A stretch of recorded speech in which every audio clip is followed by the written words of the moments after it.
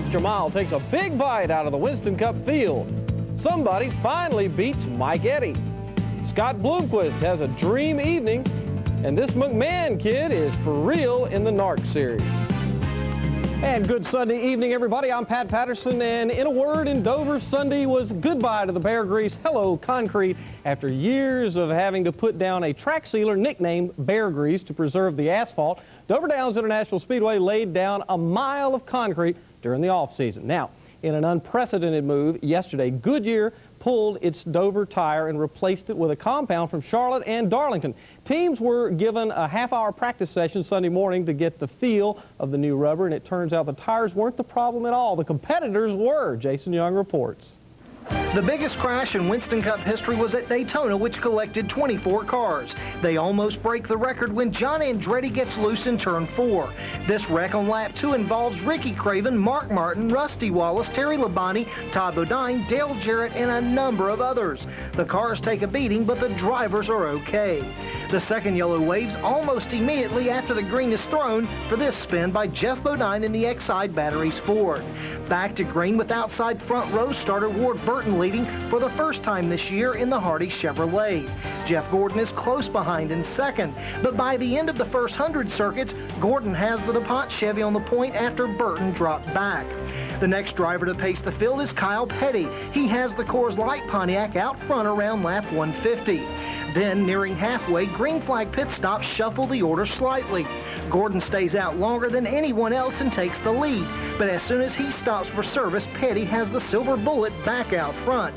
The next yellow doesn't wave until lap 338 when Dave Marcus slams the wall in turn 2. It's a single-car accident thanks to some evasive driving by Jimmy Hensley. He's in for Darrell Waltrip, who broke his ribs at Charlotte a couple weeks back. Mr. Excitement Jimmy Spencer had been having a very good day. That is until this crash on the backstretch around lap 363. In the final laps, it's a three-car battle for the win between Kyle Petty, Bobby Labonte, and Ted Musgrave.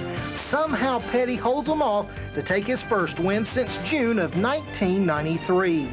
Second goes to Labonte, followed by Musgrave. Hut Strickland, who had a great day for Kenny Bernstein, finishes fourth, and fifth is Dale Earnhardt. For On Pit Road Final Edition, I'm Jason Young reporting.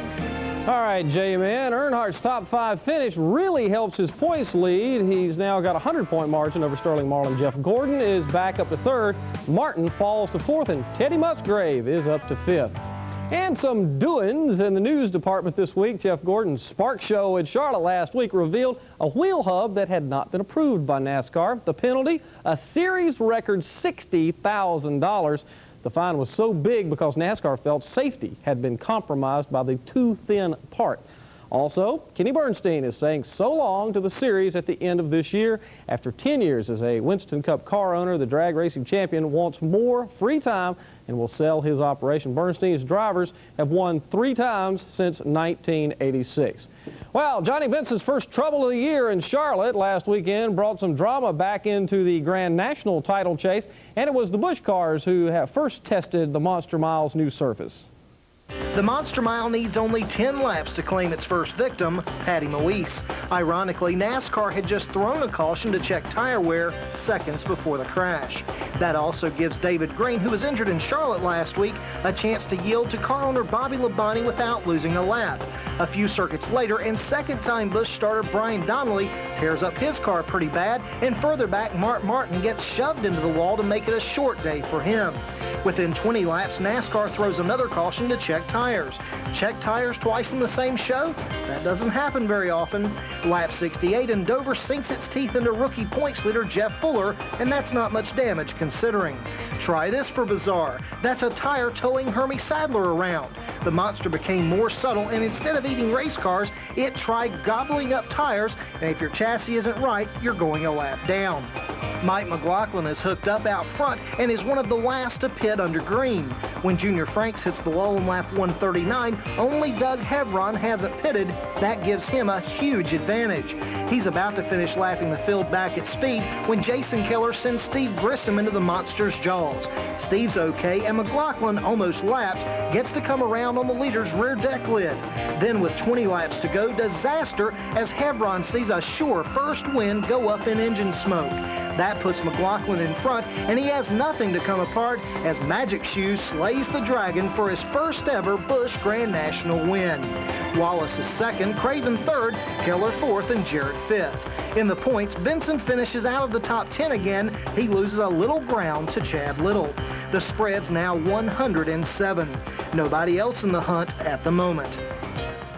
And our congratulations go out to Mike on his first win. What a great show it was. Well, the Penske drivers said they were ready to make some noise now that the disastrous month of May was over, and their first chance came today in Milwaukee. And Unser almost pulled it off. He chased former teammate Paul Tracy and nearly caught him at the end. The Kmart Budweiser driver has his second win of the year. Andretti tallies a third, so it's not a bad day for all for the Newman Haas racing team. Now, pole sitter Teo Fabi is fourth, and Robbie Gordon takes the fifth in the points. Jack Villeneuve, sixth place, helps him extend his lead. Gordon is second with a three-way tie for third, including today's winner. Now, on another note, there is some good news on Stan Fox. The injured Indy 500 driver regained consciousness midweek and has been upgraded. His condition's been upgraded to fair. There are no other injuries, and given that horrible picture of his exposed legs hitting the wall, that is nothing less than miraculous. Man, that is such good news. Right after this, we'll take the stock off what's happening in the ASA when On Pit Road Final Edition rolls on. Stay with us. On Pit Road Final Edition is brought to you by your GM Goodwrench service dealer. We want your business. And by AC Delco. It's like buying time. And welcome back to Motorsports Television's only hour-long news and highlights show. A little bit later, we'll give you an address where you can send some of your comments. So far this year in the American Speed Association's AC Delco Challenge Series, Mike Eddy's been back on a roll. The 8-time series champ was the points leader going into Saturday night's race. Jason Young reports. ASA officials had to be wondering if the week was going to end as badly as it had gone so far. This was the qualifying race, and it wasn't pretty. However, no one was hurt. For the feature, a front row of Bob Seneker and Mike Eddy is lousy news for everyone else. Between them, they've got more wins than the rest of the series combined by a mile. Early on, Eddy's the man as he chases win number 4. Considering this is only the 4th race of the year, that's pretty impressive. Seneker is sitting second, but not biding his time. He'd love to be in the lead, but mismatched tires keep him where he is. After mid-race, a caution brings all but Brian Refner to the pits, so he leads until Eddy decides second isn't good enough. Before long, the Bluebird of Seneker is second, and he sees a chance to get to the front. This is as clean as it can be done, and Seneker is never headed. Eddy actually drops back a little bit and gets a pretty good tap from Dave Sensabaugh, but the number 4 driver is the one who pays the price along with Glenn Allen Jr. In the end, Seneker has a small but comfortable cushion while Refner is able to hold off Eddy for second. Hansen and Raines were 4th and 5th.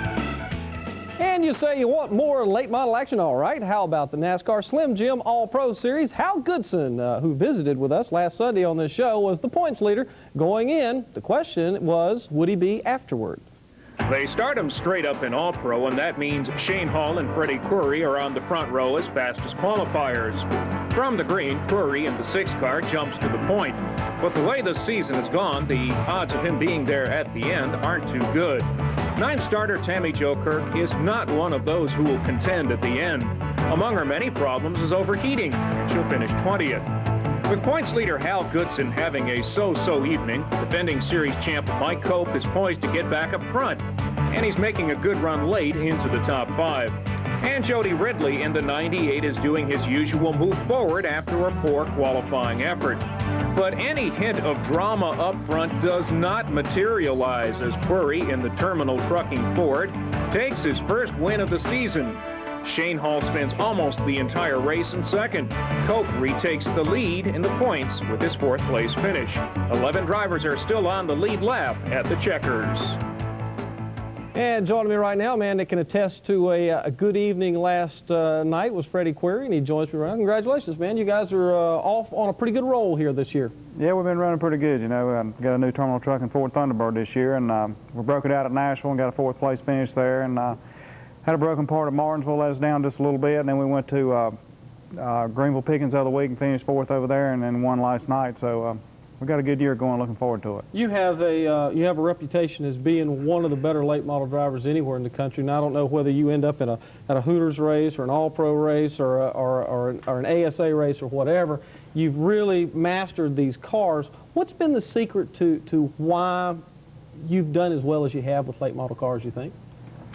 Well, that's a tough question. I really don't know the answer to that. You know, a lot of hard work.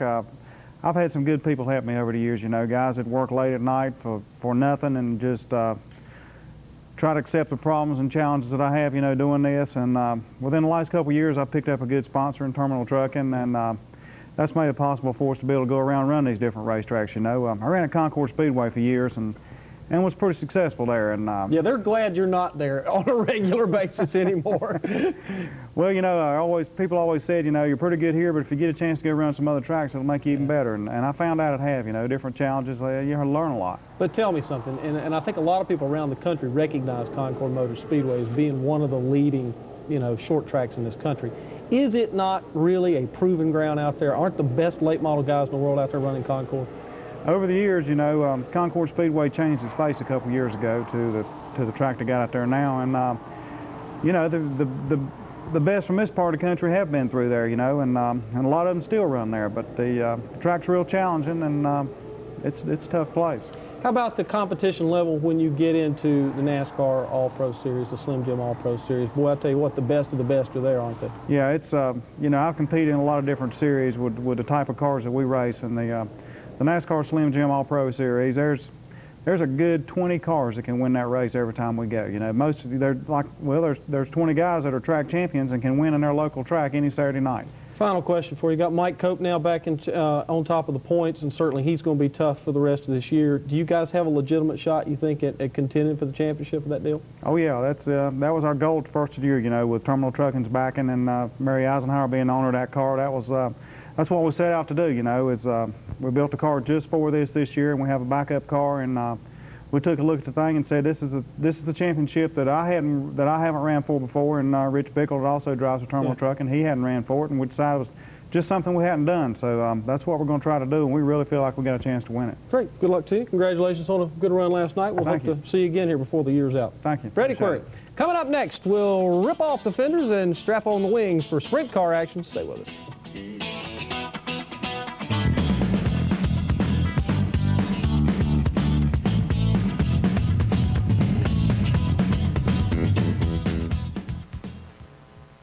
And welcome back, everybody. With Steve Kinser's return, the rest of the world of outlaw drivers have a lot less prize money left to divvy up amongst themselves. They only got one show in this past week because of weather. Kinser sets a new track record in qualifying. Steve Kinser. The other Kinser wins the dash. That's Mark to earn the pole for the 30-lap feature. And Mark in the 5M holds the early advantage, but outside pole sitter Jack Hottenshield has a good setup under him this night, and the top spot changes hands. A bit later, and Steve takes Stevie Smith along with him around Mark in some of the best racing of the night. Freddie Raymer brings out a caution when he pulls into victory lane, but this left turn doesn't pay the big bucks. Another late caution closes Kinser up on Hot, but the number 22 has plenty at the end for the win. And Dennis Kohler's got that car going good this year, and I've really got a super team this year. I got Mouse Green working on my car too, and him and Dennis go good together, and just a whole combination of we've got Mitch Wilson on the car, and Jack Eldon's just given me a first-class car this year, and everything Pennzoil does for us just is unreal. Kinser beats Kinser for second. Smith is fourth, and Hillenberg is fifth. Then last night, the same Kinser beat the same Kinser, but this time it was for first at Lincoln Speedway. Todd chased them both and got third. Smith and Blaney are next. Now, a number of the Club All-Star drivers run the Knoxville Nationals each August, so they're always happy to visit the World Center of Sprint Car Racing for a little refresher course on this half mile. The best of Knoxville against the best of the All-Stars. Seems like a pretty even matchup in most respects. Right out of the box of the 25-lap feature, Knoxville regular Jerry Richard in the 81 takes the lead. But further back, Knoxville points leader Craig Delansky is the one who goes over and kicks out a lot of flame. He'll climb out quickly, but it takes a good 2 minutes to put out this barbecue. Start number 2, and this time Dennis Moore Jr. jumps to the point. But our cameraman Chris Crone heads back to turn 1 because Kenny Jacobs is gone for a flip. He's done for the night along with John Kearney. After a clean third start, Richard is out front and catching lapped cars by the 5th circuit. Second place is a good battle between Terry McCarl and Johnny Herrera. Give the spot to Herrera. This becomes important as Richard clearly shows that all is not well with his front wing. By lap 19, his lead is evaporated, and Herrera is right there to take the spot. He'll face no threat to his first Club All-Stars win. The car was good from the get-go. I mean, I just was bound and determined to get to the front, whatever it took, and you know, it worked out for the good. We ran out of brakes there at the. Oh, we didn't have any brakes from lap 1, so I had to kind of be a little patient for a little bit there. But at the same time, I knew we only had 25 laps. I had to get there because Riker, I'd seen and got out there, you know, quite a ways. So I knew I had to get going pretty quick. The top 3 finishers are all Knoxville regulars, with Dale Blaney the first club regular in the rundown. Up next, a dream of a race is on pit road. Final edition comes up to full speed. Stay with us.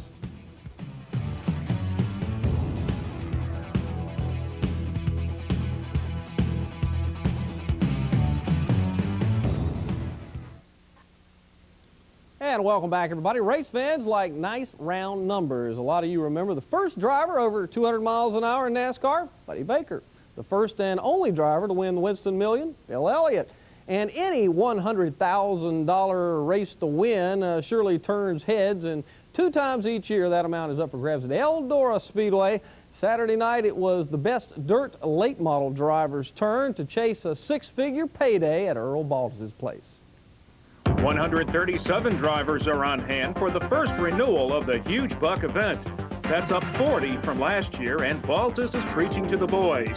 However, this isn't the message he's delivering. This is the B-main. The 17 is Greg Williams. He runs up on Don O'Neill, and Ronnie Johnson is the one who ends up airborne. They're all pretty well trashed. The drivers are okay. For the 100-lap feature, Bill Fry and John Gill are at the front of the field. Missing from the show is Freddie Smith, last year's winner. He failed to qualify. Gill jumps to the front and stays there for a long time, although he does get some early pressure from Donnie Moran and others. Scott Bloomquist starts 19th, and that should eliminate him from serious consideration. The keyword there is should. But the Habitat Terror is making a steady and impressive march through the field, and past halfway, he's all over Moran and Fry and gets himself up to third. He'll soon be in second. Then Bart Hartman comes very close to saving it, but this isn't horseshoes, and close doesn't count. The caution on lap 75 closes Bloomquist on Gill, and 1 lap under green, the 18 car has the position and soon the top spot. Last year, Bloomquist had this race won until tire failure with 8 laps to go, but this time there's no stopping him. Try this numbers game on for a moment. The previous weekend in the Show Me 100 in Missouri, Bloomquist started 19th, then came on to win the $30,000. It's the same spot he started in this 100-lap race. I tell you, that's 2 weeks in a row. We've taken in 130,000 the last 2 weeks, so 19th starting spot's been good to us. We knew the racetrack would be where you could race on it tonight. When it gets like this, you can race all over it, and we had a good car tonight, and Ford motor, Cornette built us is strong, and the Barry Wright race car was so strong tonight that we could move all over the racetrack, and that really made a difference. And the rest, I just tried to wheel this thing. It was really more than I could ask for tonight. As you look at the final rundown, these drivers took home the biggest share of the $218,000 purse. In August, it will be sprint car racing's turn for the 100 Gs up at Earl Baldus' historic big one. Now, one fella who will be running for that sprint car brass ring is Andy Hillenberg, who is often confused with the other Andy Hillenberg who runs stock cars.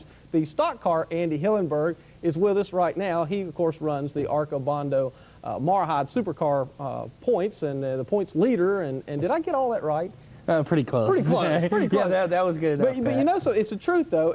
People at Daytona, particularly this year, you're out there leading the race, you end up winning the race in Schrader's car, and then they're saying Andy Hillenberg, and somebody who knew me, who also knew that I knew a lot of sprint cars, he said, I didn't know he ran ARCA cars. I said, no, it's a different one. Let's establish the fact that you not only are doing extremely well with this deal this year, but you also are head up the fast track driving school and work with those guys out there as well. Well, I've been real fortunate here. I originally grew up in Indianapolis and raced sprint cars. My first race car was a Sprinter that I built and started racing at Paragon, Indiana about 12 years ago or so, and moved to Charlotte 4 years ago and originally took a job working at the fast track driving school after going through as a student, and just kind of hit it off real well with the guys, hung around, swept floors, did whatever we needed to do, and I started running a few stock car races and became an instructor there, and now I'm the general manager at Fast Track, and that's been a lot of fun, and we've got to keep our racing career going up a little bit more at a time, and so far this year we're off to a really good start. Well, I would say so, yeah. In fact, you're just coming off a win up at Flat Rock, where the ARCA cars were, and boy, I'll tell you what, any win at Flat Rock is a good one to get out of there with a trophy and a check. Seriously, though, the school itself, I know, is a big, important part of your life, but boy, there's nothing that can replace going out there and catching a checkered flag, is it? Oh, it's a big feeling, especially, you know, doing the stock cars. When I moved to Charlotte, I realized, well, we may not get a race. Again, taking a gamble, giving up a sprint car, midget, champ dirt car career. Let's go try something new. And this year when we won at Daytona, it's only the 14th stock car race that I've run since I moved down. I've only run 14 races since I moved to Charlotte, and we were lucky enough to get in Man, what is that? What is that all about? I mean, catch a checkered flag at Daytona, man, with all those people in the grandstand. I mean, is that like the biggest Christmas day you ever had in your life, or what? It was when we crossed the line. I've had a few big races won. A few people that might follow the Silver Crown circuit. We've had a couple of those races late in the race. We've led all day and never actually got to win one of those races. Had a good shot at winning the Hoosier 100 one year, the Bettenhausen 100.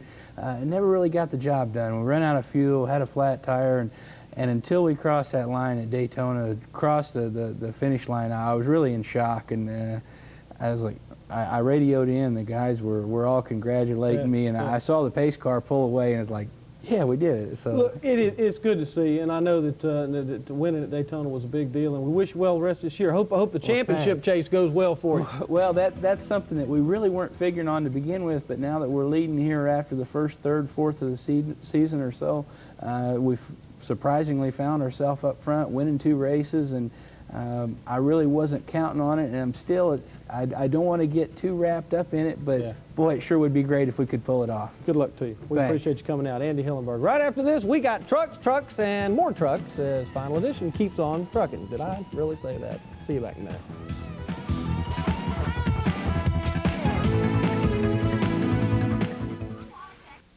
And welcome back, everybody. We've been hearing the names Hornaday and Skinner more than any others in the Super Truck Series so far, but that really doesn't do justice to a lot of drivers like Joe Ruttman, who have come awful close to victory. The latest round Saturday was in the Bluegrass State.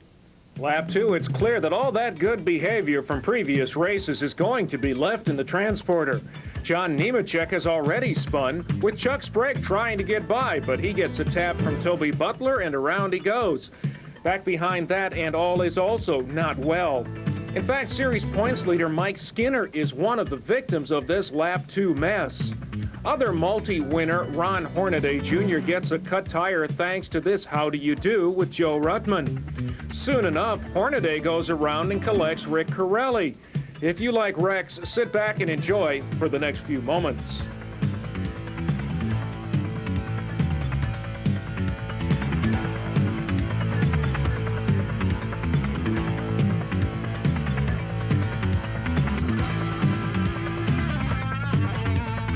Good grief, it looks like a Bristol Winston Cup show. This is right after the mid-race break and is for the lead between Butler and Bob Keselowski. Bobby K soon goes to the pits with a blown engine. So who's leading after this mayhem? Remember that Skinner fella? Yup, it's him. But any chance of pulling away goes away when Jerry Glanville lays down this roadblock. Second place Ruttman gets by, third place B.J. Jones does not. But several more yellows don't matter, as the fastest qualifier is first to the checkers for the 4th time this year. Ruttman is second again, with Butch Miller third. Butler is 4th and Corelli 5th. The trucks have an open test in Richmond the next 2 days, Pat, but will they have anything to test with? I don't know. Hard to tell, Mark. I sure would like a shot at one of those someday. Now that the Mickey Thompson Stadium Series has gone belly up, when you think about truck racing out west, the main game in town is the SCORE Off-Road Series. Well, there's big news for that multi-class sanctioning body this past week. For the next few years, the series will be called the Eveready Desert Championship Series. Eveready makes a line of automotive and truck batteries. We have an opportunity again to really get in a very difficult environment, in a racing environment under high speeds and a lot of stress and the rough and tumble environment that is off-road racing. We have a chance to really test our batteries and to really make them better. The professionalism that their company, along with the fine people that work with them, that are going to be working with SCORE side by side, I believe are going to give the future of our company and our sport a lot of longevity. I'm really looking forward to the remainder of the 95 season and launching the 96 season. I think we've got a great future here. Now, this is the first title sponsor SCORE has had in 13 years. There's still about half the off-road season to go, and one of the drivers looking to have impact in the trophy truck class, again, is Rob MacCachren. Jerry Garrett has this profile.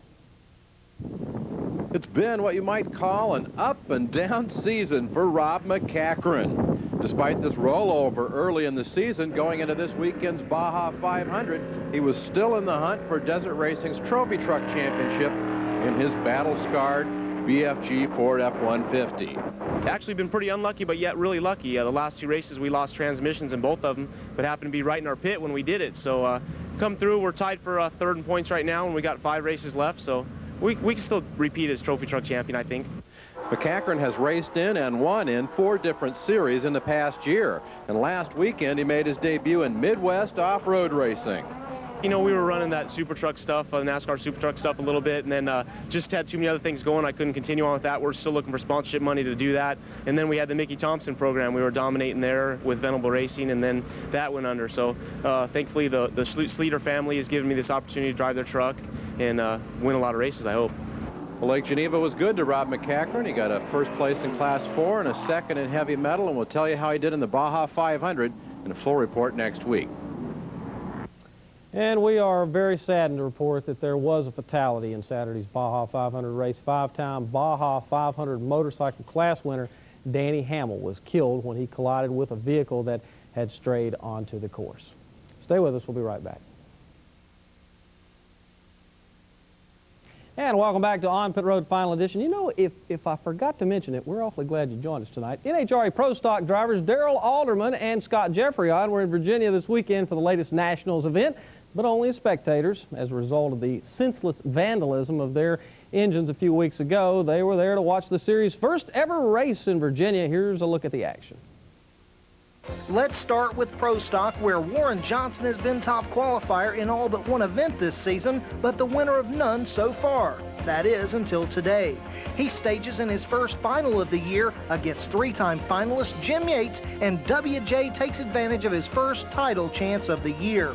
His winning pass, a 7:06 at 196 miles per hour. In Top Fuel, Corey McClenathan's after what would be his first 3-win season if he can get past Blaine Johnson, who's never worn the winner's medallion. This one's Corey Max with a 4:96 at 293 miles per hour and the points lead. Actually, the best run we had as far as trying to stick the tires on the second half. You know, everybody's slipping the tires out there. It's not that it's a bad track. It's a great track, a great facility, but a tricky day. When the weather's this hot and that muggy out, it's hard to stick them big horsepower cars to the track. And in funny car, guess who? John Force makes mincemeat out of Casey Spurlock, who is in his first championship round of the season. No contest here as Force blows away Hollywood with a 5:19 at 270 miles per hour. By the way, Alderman and Jeffreyon will not be back until Topeka at the end of the month. Well, let's see. Mike Iwanitzko is having a good season in the NASCAR Modified Tour up in the Northeast, and former champion Mike Stefanik was coming off a win, so there were clearly a couple of favorites at the Open Wheel Tour's latest tilt. How's this for determining the starting grid? The top 6 redraw. 7 through 10 come from time trials. 11 through 28 from the qualifying races, and 2 provisionals. So much for order. How about some suspension trashing now? Charlie Pasterjak's the one in the grass, while 4 others head for the wall. 2 cars are out on lap 11. After one aborted restart, this one isn't any better. The 99's Jamie Tomeno. Joining him in the grass is Roger Hill. Who is the red car that helped get this going? The evidence is unmistakable. It's series champ Wayne Anderson, who will continue a bit later. Other close calls. How about the 17 of Tim Conley and Rick Fuller getting together, while up front Tony Hirschman and Reggie Ruggiero are keeping their noses clean? And what about Stefanik and Iwanetsko? They have this exciting brief battle for position. Only problem is it's for about position 17. Here's the winning pass, and it's got the crowd on its feet. Tomeno's in the middle with Conley now in second. When Hirschman is forced high, the 17 sticks downstairs with about 25 laps to go. Near the end, the 31 of Tony Ferranti Jr. gets high through 1 and 2 and then gets a little shove into the wall from Stefanik, unintentional to be sure. Conley pulls away from this tussle to take the win, but it's amazing a whole bunch of cars didn't go around heading to the checkered flag. Hirschman wins the second place battle and the points lead. Flemke, Cravino, and Reggie are under one blanket for the next 3 spots. And coming up next, we'll head cross country for some non-wing sprint car action. Stay with us.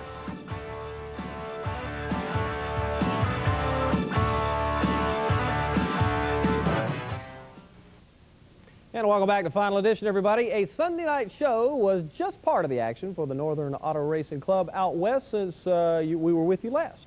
It's May 28th at Calistoga Speedway, and number 3 Paul McMahon is on the pole for his 3rd straight race on that track. He led every lap to win the last 2, so he's hoping to make it 3 in a row as he takes command early. The first big incident happens when Tim Green loses it in turn 1 and winds up in the wall. Green had stayed up all night repairing that car after another smash-up the night before. Then later, Jimmy Stills knows how he feels when his number 7 bicycles and he flips end over end at least 4 times. Both drivers walk away okay. But the biggest excitement of the night is watching McMahon, who easily leads from flag to flag to become the first driver ever to lead 90 consecutive laps at Calistoga. Steve Kent finishes second, followed by Brent Kading, Lindsey Casto, and Lee Brewer Jr. Friday night, a non-points race put on by Beef Packers owner Dennis Roth for sprinters on their way to Santa Maria for a regular Golden State Challenge show. And this one's going to get real ugly real fast. The meat in the starting sandwich is Kevin Pilot, and he's going for a nasty flip. Steve Kent, Lee Brewer, and Jimmy Sills are among those heading every which way. Nobody is badly hurt in this incident. Most return once fixed, and for most of the show, Brent Kading is in front. But this isn't the way to victory. This happens on lap 18, and this leaves the door open for Chuck Miller en route to the $2,000 win. McMahon comes from 11th to 2nd, with Kent back from the crash to take a 5th. Round 5 of the Golden State Challenge the next night, and heat action is what Joey Delisle will best be remembered for. Brad Furr also comes to grief in the very same spot he did the last time the tour visited Santa Maria. The feature has McMahon in front in the points, but trailing Greg DeCaris as the race unfolds. DeCaris is in the 83. But on lap 14, magneto problems slow the leader. Though he doesn't know it at the time, McMahon's biggest concern will be Kading when the money's on the line.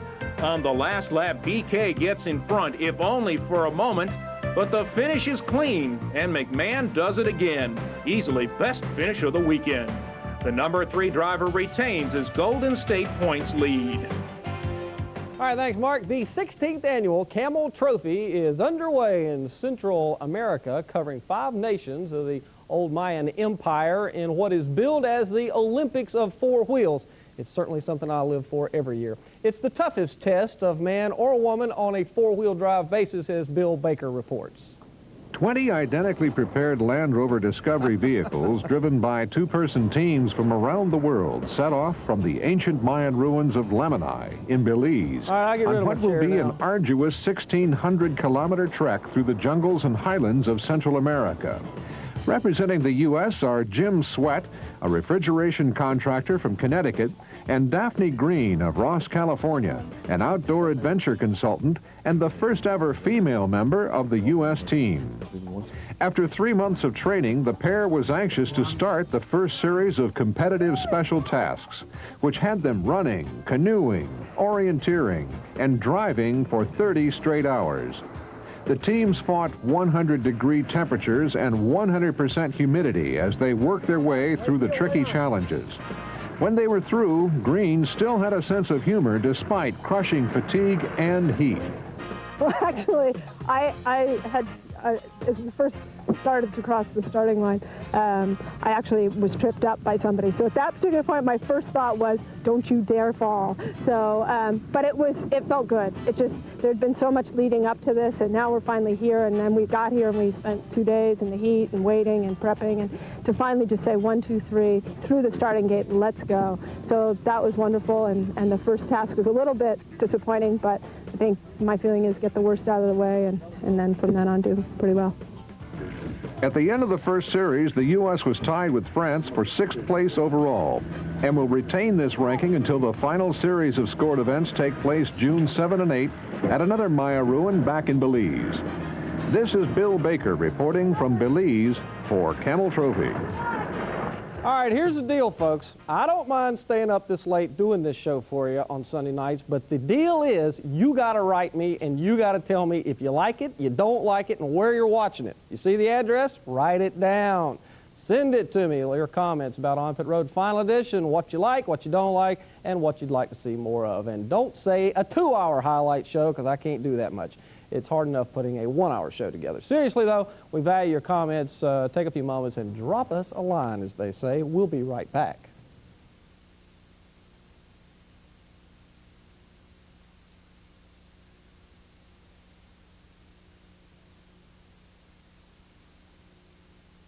And welcome back to the program, everybody. I've been in the motorsports business for the better part of the last 17 years, and I can't begin to put into words how much this sport has grown, and not just in attendance. This sport is a billion-dollar industry that includes some businesses who keep fans well stocked in their favorite souvenirs. Ronnie Stevens is with a company called Racing Decor, and he's here to tell us about it. And Ronnie, first of all, it's good to see you. And you are like a lot of other people that saw Winston Cup racing, not as a career, because you had a lot of careers in business before you ever got into this, didn't you? Yeah, my brothers and I had a career in the chemical business. We sold that business and retired. My best friend and I invented a plastic roofing nail. That business grew up over a 3-year period, so I sold it to my partner and his children and retired again, moved to Lake Norman, started meeting the guys in racing, and fell in love with it. Right. Well, I went to Big Daddy's restaurant and saw this technology. And I think we're taking a look at some of the B-roll now. Obviously, your plastics background must have prepared you for creating some of the things that... The chemistry and the plastics that I'd had in the past prepared me to do this. And then we stumbled upon a technology that is just pre-distorted artwork. Yeah. And it's done in a diverse direction. And you had no earthly idea you were going to get involved in Winston Cup racing, and never even thought about it in your lifetime, right? Saw a handmade piece at Big Daddy's restaurant in Mooresville, and we joined up and. Oh, let's show people some of what we got here. Are we out on it, guys? This is a fueler, obviously. I'll let you describe this. Now, is this a new item for you guys? That's a relatively new item. We're only going to make 2 of those. We're making the DuPont fueler and the McDonald's fueler. Okay. And you buy this, put it on your wall, right? Hang it on your wall. It's got a little hanger right here for you. Oh, there you go, upside down. So it doesn't hurt your wife's wall. Yeah, I'd be spilling the fuel. Now, if we wanted Dale Earnhardt's car, this is so neat because every decal is in place. If you see every proper decal. Is that right? How did you think of doing? I mean, where did the idea come from to do this? A guy named Big Daddy at Big Daddy's restaurant in Mooresville had the idea. I had the plastics technology. We got Charlie McKay, who's an ex-Skoal crewman. Right. Charlie came in and he stumbled upon the straight technology. And the hoods. Now we're taking a look at the hoods. I'll put this down. Let me grab the other one here. And now you make the hoods of these cars. Of course, this is Jeff Gordon's hood that I've got here. Yeah, this is incredible. Now, is this stuff real expensive, or the average fan can they? The average fan can afford it. Tell them how to get it. How can it? Call Racing Decor. It's 1704-663-3849 in Mooresville. The folks are going to be there for a few more hours tonight, and then 9 to 5 tomorrow. Anytime tomorrow, call. And it's funny because I have people all the time come up to me and say, man, I wish I could work in racing doing something, you know, and here you are, you hadn't had a thought about it in your life. And never thought about it, and they're having a ball. The people I have met, Pat, are tremendous. Is that right? They are tremendous. Okay. Appreciate you coming out here with us tonight. Folks, you can get the stuff at Racing Decor. Ronnie, thanks for coming out here. And you got a night light, too. My pleasure, thank you. That's a future project. Future project, a night light here. Okay. NASCAR night light. Let's clean up a little bit. Appreciate it, Ronnie. Thanks for coming up. Let's clean up a little business from last week's Racing Memorial Day. Was an awful busy one in the sport, and the Northeast racing fans got a special treat at Lime Rock. Both IMSA and the SCCA series ran back-to-back, and Stephanie Boyd tells us what happened. The day kicked off with 100 miles of Trans Am action, and the only caution of the day is a big one. With Jamie Gallus leading, teammate Ron Fellows can't turn right, and the grass doesn't slow him down a bit. The tire barrier does, and as bad as it looks, Fellows only has a sore shoulder for his troubles. On the restart, Boris Said gets a great jump, and Dorsey Schrader comes along. But the 4-car jumped the green, and the stop-and-go penalty kills his chances, and Schrader's got the lead. Tom Kendall also had an earlier stop-and-go penalty, but a mid-race tire change gives him fresh rubber for a charge forward, and charge he did. The All-Sport driver suckers Gallus and is third with a dozen laps to go. Then the series points leader makes it 3 wide for second, and the 11 ends up with the position. But that's as high as he'll get as Schrader, a driving school instructor at Lime Rock, puts that knowledge to good use by winning for the second straight race. Cobb ends up third with Gallus and Gentilozzi next. The IMSA series was also at Lime Rock Park, and in World Sports Car action, James Weaver in the Dyson Ford is the early leader. Before long, he's followed by teammate Butch Leitzinger and pole sitter Wayne Taylor, who's moved his Ferrari into third. But when Leitzinger goes a lap down in the pits, the race becomes a 2-car duel between Weaver and Taylor. They take turns at the point as the other one pits, but in the end, it's Taylor up front for his first career World Sports Car win and first victory since 1991. And in the Exxon Supreme GT division, Oldsmobile driver Darren Brassfield dominates for his first win since 1993. He's followed by teammate Irv Hare in a 1-2 finish for Oldsmobile. For On Pit Road Final Edition, I'm Stephanie Boyd.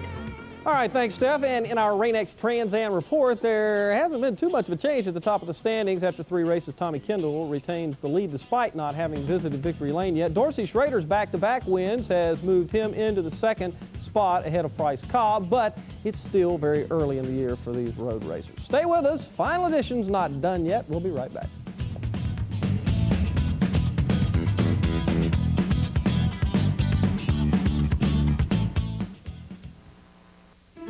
On Pit Road Final Edition is brought to you by your GM Goodwrench service dealer. We want your business.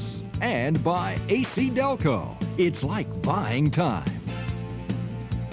And welcome back, everybody. Last Sunday, the American Canadian Tour, ACT for short, had a bunch of lead changes and some fender banging. What more could a fan ask for?